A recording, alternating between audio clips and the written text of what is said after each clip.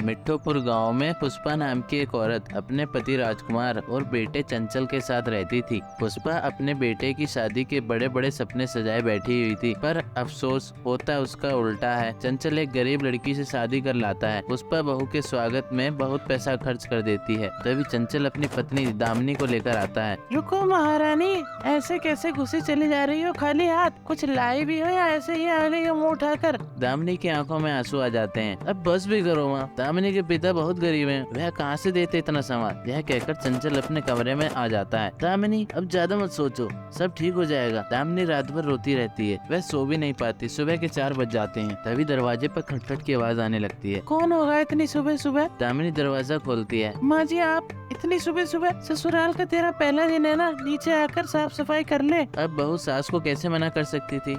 सुबह 4 बजे उठकर दामिनी झाड़ू लगा रही थी। तभी दामिनी की बुआ सास आ जाती है। अरे बहू, सुबह सुबह काम में क्यों लग गई है? मैंने ही कहा रेनू दीदी, इसका ससुराल में आप आज पहला दिन है ना, आप जानती नहीं गरीब घर की लड़कियां बहुत कामचोर होती है। मैं भी इसकी नानी याद दिलाकर छोड़ूंगी। देख दामिनी बहू, तेरी पहली रसोई है, तुझे खाने में क्या बनाना है? अपने ससुर के लिए राजमा चावल और मेरी रेनू जीजी के लिए कढ़ी चावल और मीठा जरूर बनाना है। ठीक है माँ जी। दामिनी रसोई में खाना बना रही थी। गर्मी से दामिनी का बुरा हाल हो रहा था, फिर भी दामिनी सारा खाना तैयार कर देती है। सारे मेहमान खाने की तारीफ करते हैं। बहू, कढ़ी चावल तो बहुत बढ़िया बनाए हैं तुमने, हलवे की खुशबू तो बहुत अच्छी आ रही है। लो दामिनी बहू, तुम्हारे लिए चांदी की पायल लाई हूँ। बेटी ये लो सोने के कंगन, तुम्हारी पहली रसोई है ना। अब चुप भी हो जाओ, क्या आप तारीफ ही करते रहोगे?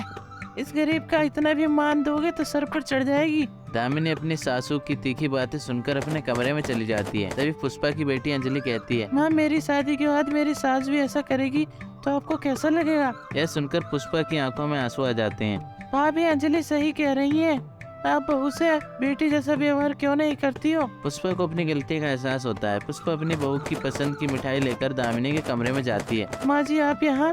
हाँ बहू, मुझे माफ कर दे। आज से तेरी ससुराल में कोई कमी नहीं होगी। मुझे माफ कर दे बहू, मैंने तुझे अपनी बेटी जैसा नहीं समझा, लेकिन अब तुझे अपनी बेटी ही समझूंगी। मुझे माफ कर दे। और उसके बाद सभी हंसी खुशी रहने लगते हैं। डिटेक्टिव जी का एक दोस्त अस्पताल में भर्ती है। उसका आज एक्सीडेंट हो गया था, इसलिए डिटेक्टिव जी उससे मिलने आया था। लेकिन तभी पूरे शहर की लाइट चली जाती है। पास वाले वार्ड में भी एक पेशेंट भर्ती हुआ है, जिसका भी एक्सीडेंट हो गया है। उसके वार्ड में और कोई नहीं है, वो अकेला ही लेटा हुआ है और उसके कमरे में पूरा अंधेरा है। तभी डॉक्टर को उसी पेशेंट के चिल्लाने की आवाज आती है। सभी भागते हुए उसके पास जाते हैं तो देखते हैं कि उसका खून हो गया है। डिटेक्टिव जे भी वहीं था, तो वो उनके पास जाता है और उन सब से कहता है, कोई भी लाश के पास मत जाना, मैं डिटेक्टिव जे हूँ, मुझे पहले जांच पड़ताल करने दीजिए। डिटेक्टिव जे ध्यान से देखता है, वहाँ कोई सबूत नहीं था। इसलिए डिटेक्टिव जे ने हॉस्पिटल में मौजूद सभी लोगों से पूछताछ की, जिसमें एक डॉक्टर, एक नर्स और चंपक की बहन और एक सफाई वाली थी। डिटेक्टिव जे ने पहले डॉक्टर से पूछा तो वो कहता है, मैं तो सर बहुत थक गया था, इसलिए अपने रूम में जाकर सो गया था। मैंने जब पेशेंट के चिल्लाने की आवाज सुनी तो तुरंत यहाँ भागता हुआ आया। मैं नहीं जानता खून किसने किया है। डिटेक्टिव जे ने अब नर्स से पूछा तो नर्स बोलती है, सर मैं भी सुबह से बहुत थकी हुई हूँ, इसलिए मैं भी आराम कर रही थी। जब मैंने पेशेंट की आवाज सुनी तो मैं यहाँ आई और यहाँ आकर देखा तो इसका खून हो चुका था। इससे ज्यादा मैं कुछ नहीं जानती सर। डिटेक्टिव जी ने चंपक की बहन से पूछा तो वो बताती है, सर मैंने तो उस समय अपना फोन चार्जिंग पर लगाया हुआ था और मैं पापा से बात कर रही थी, उन्हें भाई की कंडीशन के बारे में अपडेट दे रही थी। मुझे नहीं पता मेरे भाई का खून किसने किया है, शायद इन्हीं दोनों ने किया है, ये नर्स और डॉक्टर ने। आप इन्हें पकड़ लीजिए।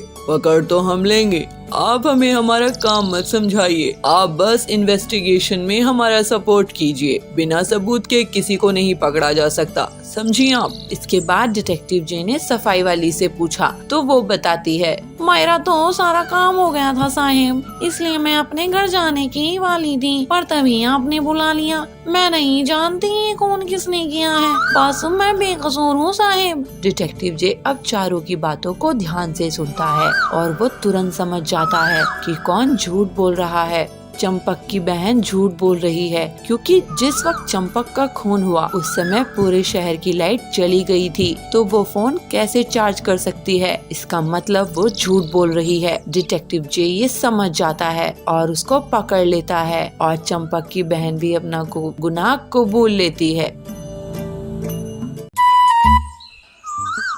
बेलापुर नाम का एक घना जंगल था। वहाँ पर बबलू कबूतर अपनी माँ पीलू चिड़िया के साथ रहता था। पीलू चिड़िया दिन भर मेहनत मजदूरी करती और उससे जो उसे पैसे मिलते वो बबलू कबूतर की पढ़ाई में लगाती। एक बार पीलू चिड़िया बबलू कबूतर को टिफिन बना के दे रही थी। इस पर बबलू कबूतर बोला, माँ मैं ये रूखी रोटी नहीं ले जाऊंगा। स्कूल में बच्चे एक से एक पकवान लाते हैं, मुझे सूखी रोटी नहीं ले जाना। बेटा बबलू, हमारे पास इतने पैसे नहीं कि मैं तुम्हें रोटी में घी लगा के दे पाऊँ। चल फिर भी मैं सेठ से कुछ काम मांगती हूँ जिससे हमें घी मिल जाए। ऐसा कहकर पीलू चिड़िया उड़कर सेठ के पास जाती है। पीलू चिड़िया कहती है, सेठ जी मेरे बबलू को घी की रोटी चाहिए, मुझे कुछ काम दीजिए जिससे मुझे घी मिल सके। सेठ उससे कहता है, देखो पीलू चिड़िया, मेरी पत्नी की तबीयत खराब रहती है, तुम घर का काम कर दिया करो, इसके बदले मैं तुम्हें घी दे दिया करूँगा। इस तरह से पीलू चिड़िया और मेहनत करने लगी और उसे बदले में घी भी मिलने लगा। घी की रोटियां खाकर बबलू कबूतर तंदुरुस्त होने लगा। लेकिन वहीं पीलू चिड़िया दिन भर मेहनत मजदूरी करती, जिसके कारण वो लगातार दुबली पतली और कमजोर होने लगी थी। एक बार बबलू कबूतर के जन्मदिन में पीलू चिड़िया उसे घी के पराठे बना के देती है। बबलू कबूतर बहुत खुश हो जाता है। वो अपनी माँ से कहता है, माँ तुम भी मेरे साथ खाओ। पीलू चिड़िया कहती है, नहीं बेटा, मेरे पेट में दर्द है, मैं खाऊंगी तो मेरा पेट और दुखने लगेगा। ऐसा कहकर वो सोने चले जाती है। थोड़ी देर बाद बबलू कबूतर किचन में जाकर भगोना खोलकर देखता है, अरे ये क्या, माँ के लिए तो कोई भी पराठा नहीं बचा। लगता है माँ मुझे पूरे पराठे खिला दी और खुद भूखी रह गई। बाद में अपनी माँ से कहता है, माँ मैं जब बड़ा हो जाऊंगा तो मुझे जब नौकरी लगेगी तब मैं तुझे रानी की तरह रखूंगा। पीलू चिड़िया बहुत खुश हो जाती है और अपने बच्चे से कहती है, वाह मेरे लाडले बच्चे, मैं रानी की तरह रहूंगी। दोनों मुस्कुराते हैं। इस तरह से बबलू कबूतर बड़ा हो जाता है और उसकी पढ़ाई पूरी होने पे वो शहर चले जाता है। शहर में बबलू कबूतर की बहुत अच्छी नौकरी लग जाती है। इसके बाद बबलू की शादी हो जाती है और कुछ दिन बाद पीलू चिड़िया उसके घर रहने आती है। लेकिन उसकी बहू रिंकी चिड़िया उसे बिल्कुल भी पसंद नहीं करती और हमेशा उसे ताने मारती रहती है। साथ ही बबलू कबूतर से उसकी माँ की बुराई करती है। कहती है, अजी सुनो जी, आप एक ऑफिसर हो और आपसे जो भी लोग मिलने आते हैं वो आपकी माँ को देखकर कहते हैं, अरे क्या आपने कोई नौकरानी रखी है, वो हमेशा बेकार कपड़े पहनती हैं और हमेशा गंदी रहती हैं, उनसे कहो कि वो अच्छे से रहें, नहीं तो गांव जाएं, उनकी वजह से हमारी बदनामी होती है। बबलू कबूतर फिर अपनी माँ से कहता है, माँ देखो, तुम्हारी वजह से हमारी बदनामी हो रही है, इससे अच्छा है कि तुम जंगल में ही जाकर वापस रहो, तुम शहर में रहने लायक नहीं हो। ऐसा सुनकर पीलू चिड़िया बहुत दुखी होती है, उसकी आंखों में आंसू आ जाते हैं और वो वापस जंगल को चली जाती है। अचानक एक दिन बबलू कबूतर की तबीयत खराब हो जाती है और वो डॉक्टर के पास जाता है। बबलू कबूतर अपने घर आकर अपनी पत्नी रिंकी चिड़िया से कहता है, अरे बहुत गड़बड़ हो गई है, मेरी तबीयत बहुत खराब हो गई है, मेरे दोनों गुर्दे खराब हो चुके हैं, अब मेरे पास ज्यादा वक्त नहीं है, मुझे कम से कम एक गुर्दा मिले तो मैं बच सकता हूँ, नहीं तो मेरी मौत भी हो सकती है। वो बहुत कोशिश करता है और बहुत सारे रिश्तेदारों और दोस्तों से एक गुर्दा मांगता है, लेकिन कोई भी उसकी मदद को तैयार नहीं होता। फिर एक दिन जब बबलू कबूतर की जान पे बन आती है और वो हॉस्पिटल में भर्ती रहता है, तो एक अनजान मरीज अपना गुर्दा उसे दान देता है। जिससे बबलू कबूतर की जान बच जाती है। उसकी पत्नी रिंकी चिड़िया ताना मारती है और कहती है, देखो जी, तुम्हारी इतनी तबीयत खराब थी, तुम्हारी जान पर बनाई थी, लेकिन फिर भी तुम्हारी माँ एक बार भी तुम्हें देखने नहीं आई। बबलू कबूतर बहुत गुस्से में आता है। हाँ, उनको तो पैसों से मतलब है, अब मैं उनसे कभी बात नहीं करूँगा। बबलू हॉस्पिटल से निकलकर अपने घर आ जाता है। तभी उसे हॉस्पिटल से फोन आता है। बबलू जी, जिसने आपको किडनी दान दी, उस मरीज की तबीयत बहुत खराब हो गई है, क्या आप एक बार उन्हें देखने आएंगे? और वो वापस हॉस्पिटल जाता है। रिंकी और बबलू जब उस मरीज को देखते हैं जिसने बबलू को गुर्दा देके उसकी जान बचाई, तो वो चौंक जाते हैं। अरे माँ, तुमने मुझे अपना गुर्दा दिया और मेरी जान बचाई। रिंकी चिड़िया भी अपनी सास का बलिदान देखकर रोने लगती है और उनसे माफी मांगती है। इस पर पीलू चिड़िया कहती है, अरे तुम तो मेरे बच्चे हो, तुम भले मुझसे कितनी भी नफरत करो, लेकिन मेरी ममता तुम पर हमेशा रहेगी। और हमेशा खुशी से रहने लगते हैं। टूनी अपने घर में बैठी टीवी देख रही थी, तभी उसकी पड़ोसन कोकिला वहाँ आती है और वो टूनी को देख कहती है, अरे टूनी बहू, ये तूने कैसे रंग बिरंगे रंगों की साड़ी पहन रखी है? क्या आंटी जी, अच्छी नहीं लग रही क्या?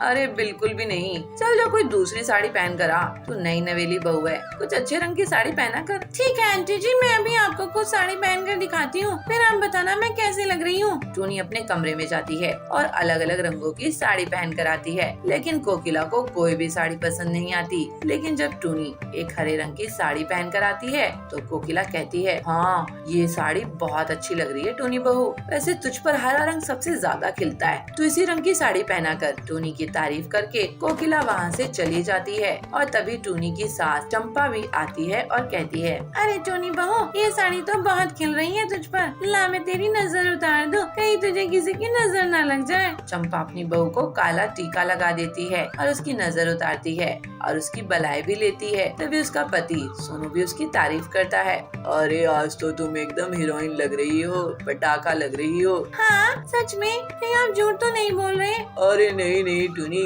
मैंने आज तक कभी तुमसे झूठ बोला है? जो आज बोलूंगा, ये हरा रंग बहुत खिल रहा है तुम पर। अब टूनी को जब सभी से इतनी तारीफ मिलती है तो वो अपने मन ही मन सोचती है, इसका मतलब ये रंग बहुत ही अच्छा लग रहा है मुझ पे, अब तो मैं यही पहना करूंगी। अब टूनी नॉर्मल दिनों में तो सूट सलवार ही पहना करती, लेकिन जब भी कोई फंक्शन होता या कहीं आना जाना होता तो वो हरे रंग की साड़ी ही पहना करती। एक दिन वो पास के पड़ोस में शादी के लिए हरे रंग की साड़ी पहनकर जाती है। वो सच में बहुत सुंदर लग रही थी, इसलिए सभी उसकी बहुत तारीफ करते हैं और अब तो टूनी और भी पहाड़ पर चढ़ जाती है। हरे रंग की साड़ी पहनने पर मुझे बहुत ही तारीफें मिलती हैं, मैं बता नहीं सकती कि मैं कितना अच्छा महसूस कर रही हूँ। ऐसे ही अब टूनी अपनी सभी रंग की साड़ियों को डाई करवा देती है और उनका रंग हरा करवा देती है। ऐसे ही एक दिन वो जब बाजार जा रही होती है तभी एक छोटा सा बच्चा उसके ऊपर पानी फेंक देता है और टूनी की साड़ी का सारा रंग उतर जाता है और वो हरी हरी हो जाती है और सब उसका मजाक बनाने लगते हैं। वो देखो हरी एलियन,